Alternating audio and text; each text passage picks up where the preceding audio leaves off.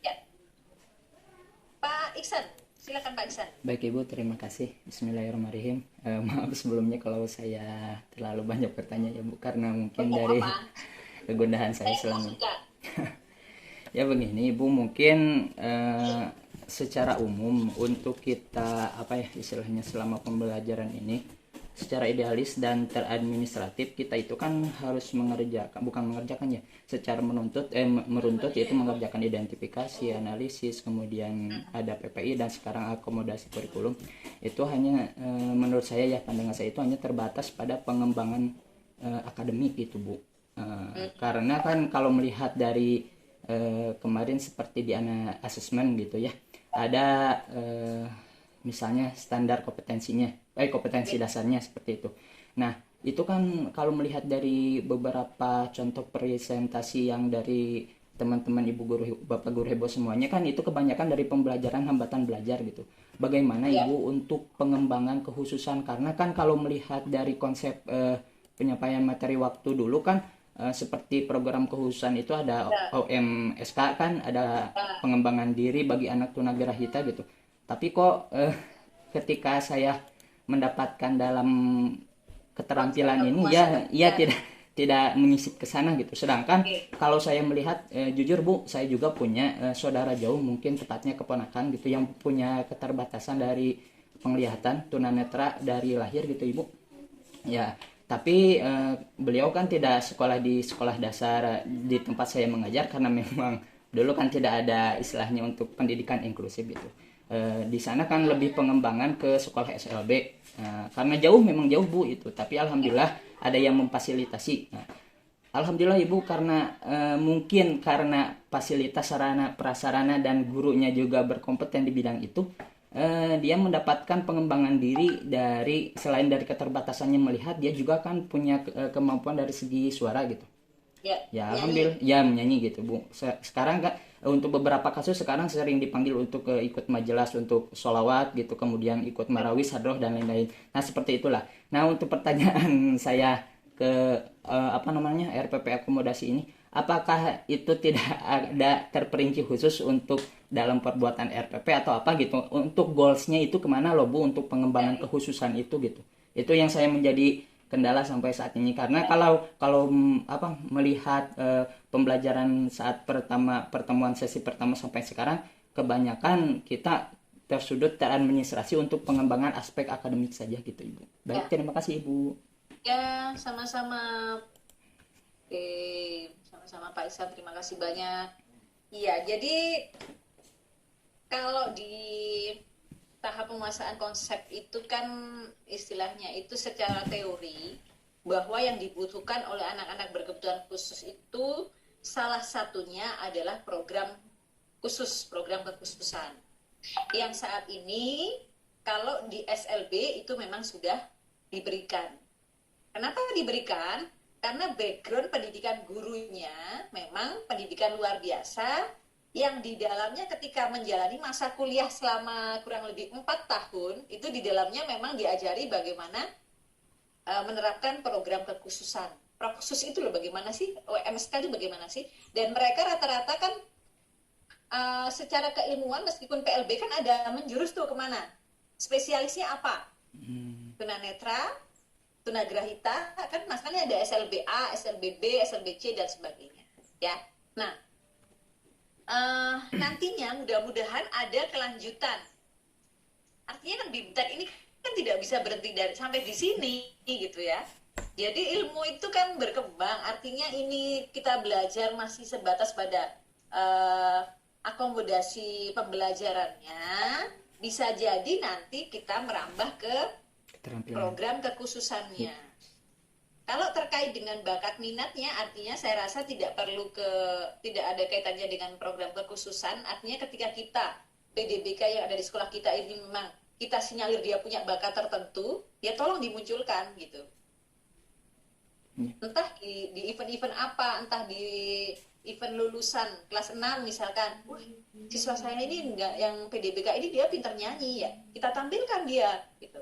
Atau di lomba-lomba tertentu misalkan gitu ya. Kalau terkait dengan proksusnya memang kita belum belajar sampai di sana ya.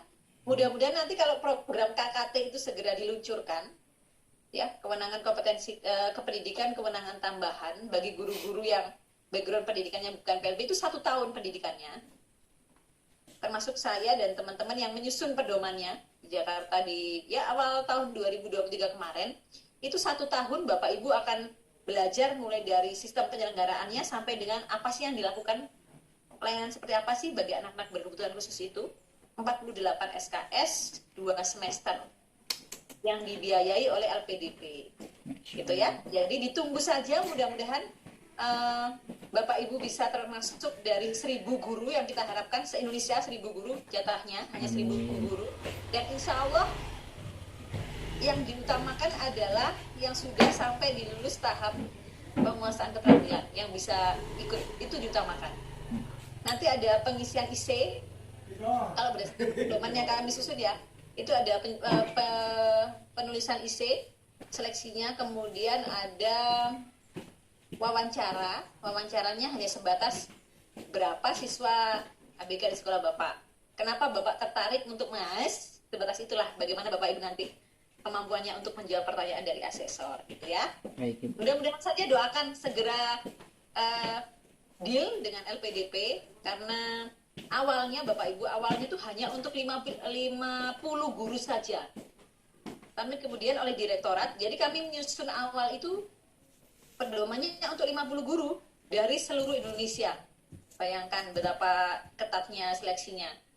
Tapi ternyata terus kemudian oleh direktorat diperjuangkan 500, dari 500 kemudian menjadi 1.000. Tidak hanya Bapak Ibu, saya pun berharap bisa ikut gitu ya. Tapi kata direktorat, wah nggak bisa ini tim penyusun masa mau ikut pendidikannya gitu kan. Saya juga pengen dapat sertifikatnya lah, walaupun non degree. Artinya apa yang kita pelajari 12 hari ini tidak akan ada apa-apanya dibandingkan dengan yang 1 tahun mempelajari itu langsung dibina oleh LPTK di bidang pendidikan luar biasa ya. Jadi ada UNESA, kemudian ada UNS Solo. Ini masih mau kerjasama dengan pihak-pihak terkait ya. Jadi mudah-mudahan nanti untuk sementara ini jalan satu-satu dulu Pak Iksan ya. Siap, Ibu. Kita belajar tentang akademiknya dulu, nanti baru kita belajar bagaimana sih cara mengajari, menuntun anak yang benar. Kalau anak hambatan tunanetra itu apakah kita seret gitu apa bagaimana, itu kan ada teorinya sebenarnya ya. Ya. Apakah kita lepaskan begitu saja dan sebagainya, itu nanti memang ada di program kekhususan ya. Ya, baik, Kalau Ibu. memang Pak Ihsan ingin lebih, misalkan nih Pak Ihsan punya siswa tunagrahita, bina diri kan mudah nih. Nah itu bisa dipelajari sendiri misalkan di YouTube atau apa, bagaimana sih cara simpelnya untuk agar siswa itu bisa mengancingkan baju sendiri. Jadi yang simpel-simpel aja yang dipelajari itu banyak sekali di YouTube ya. Ya. Tapi secara teori nanti mudah-mudahan ada BIMTEK kelanjutan dari ini. Ya. Oke, begitu yang bisa saya jawab Pak Ihsan. Ya, baik, Ibu, terima kasih. Ada tambahan boleh, Ibu? Oh boleh. Ya, kalau melihat dari apa yang Ibu sampaikan ya, saya kan sebelumnya kurang tahu ya, Bu. Untuk segi sesi keterampilan ini dikira sampai untuk kekhususan gitu. Nah, untuk misalkan saya untuk pertanyaan selanjutnya, Ibu, yang secara lebih terperinci untuk akomodasi kurikulum ini, hampir sama sih seperti pertanyaan Pak Hendra tadi ya. Kalau dipisah bagaimana? Tapi kalau saya kasusnya kalau seperti ini, Bu, kalau kemarin kan di konsep teori itu kan ada seperti pemisahan kelas, cluster pull out dan lain sebagainya. Nah kan di sana kalau untuk akomodasi kurikulum bagaimana untuk langkah-langkah pembelajarannya seperti itu. Terus kemudian untuk kembali lagi kepada KD-nya, misalkan untuk kurikulum 2013 ya Ibu ya, RPP-nya kan di sana kalau mengikuti, misalnya saya punya anak tunagrahita Ibu di kelas saya. Nah anak tunagrahita itu kan kata Ibu kan boleh untuk KD-nya bisa menyesuaikan dengan kemampuan dia. Saya kan mengambil untuk anak kelas 1 sekarang ini. Nah, bagaimana Bu untuk KD di RPP itu? Apakah sama juga diberi tinta atau font berwarna lain di KD-nya atau bagaimana gitu, Ibu? Terima kasih. Oke, untuk KIKD tetap ya, jangan diberi warna karena KIKD kan tidak bisa berubah. Tidak bisa diubah. KIKD tetap dari KIKD itu tidak bisa diubah. Yang diubah mulai dari tujuan pembelajaran, prosesnya, konten atau isinya, kemudian evaluasinya. Jadi KIKD-nya seperti yang saya contohkan tadi kan tetap. Jadi misalkan memang anak ini belajar membaca suku kata, maka materi atau KD yang digunakan ya tetap itu menyesuaikan. Itu aja. Enggak, Bagaimana? maksudnya enggak Ibu, kalau nggak salah ya, kalau untuk materi di kelas 5 kan KD-nya bukan seperti itu gitu. Berbeda dengan yang kelas 1 gitu, Ibu. Mohon maaf, takutnya saya salah. Oh, dia kelas 5. Ya gitu. Sedangkan Oke. saya mengambil kompetensi dasar di kelas 1 gitu, Bu. Oh, KD-nya tetap KD yang Pak Iksan gunakan waktu di ini. Ya, kemarin sempat buat untuk KD yang apa namanya yang kelas 5 kan kata Ibu di Sentimetrik ya. ya kan kata Ibu boleh diadaptasi Ya, dari betul, kelas bawah. betul. Saya langsung berubah ke kelas 1 karena melihat kemampuan anak tersebut hanya mampu untuk di strata anak kelas 1 itu. Tapi kalau Oke, melihat dari oke, FPP oke. akomodasi kok jadi makin bingung gitu, Bu. Saya. Ya, oke.